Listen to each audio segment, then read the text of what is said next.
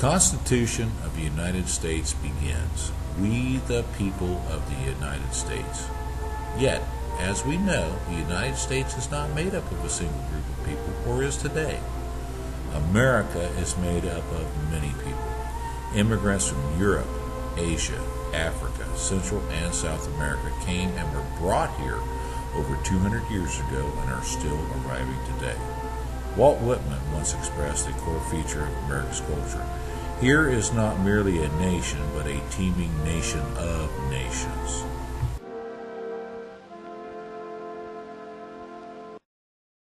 Ohio's settlement was greatly influenced by German immigrants looking to settle the countryside to farm like they did in Germany. Not only did they bring with them their farming practices, but their culture, including their food, language, religion, ingenuity, and hard work that made Ohio what it is today. Farming in Germany was difficult, and often families lived in poverty with very little food. Family farms were split into smaller sections between the family members, and in turn leaving them with properties too small to yield enough food to support the family or make a profit. This led many Germans to seek new farmland, and Ohio and the Midwest United States, abundant in its rich farmland, was their answer. Germany was also facing a difficult political front. Wars were a constant nuisance due to discrepancies over country border lines. Many men wanted to escape service in the army and find safe homes for their families. America, especially Ohio with its vast farmland, was very attractive. Various aspects of Ohio were drawing many Germans as well as other Europeans to the United States. America was founded on individual rights and freedoms. Many Germans felt a desire to practice their religion free of persecution. Groups like the Zorrites made the Tuscarawas River Valley in Ohio their home, where they practiced their communal way of life centered around the church.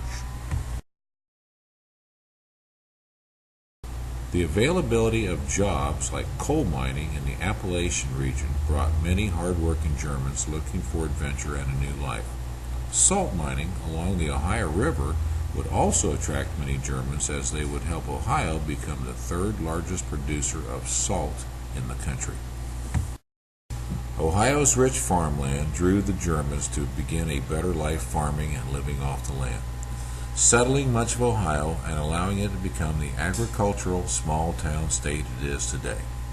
With Ohio's expansion and growing population in 1825, the expansion of canals allowed for numerous jobs.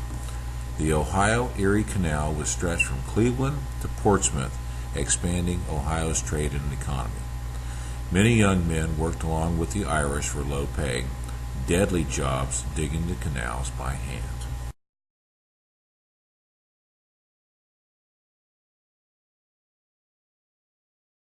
My name is Max Eastman. When my sister and my mother and I left Germany, I was 17 years old. My father went to America almost a year ago. People from our village had already immigrated and wrote letters telling the riches of America. The trip to America was very hard. We traveled aboard a sailboat. Hundreds of passengers were crowded into a very small space. The trip took 9 very long weeks. The first few months in America we stayed at a boarding house near Father's work. We decided to go west. In April of 1823, we set out with other travelers along Cumberland Road, which took us from Maryland all the way to Wheeling, West Virginia. We found work in the state of Ohio building canals. We were paid 30 cents per day.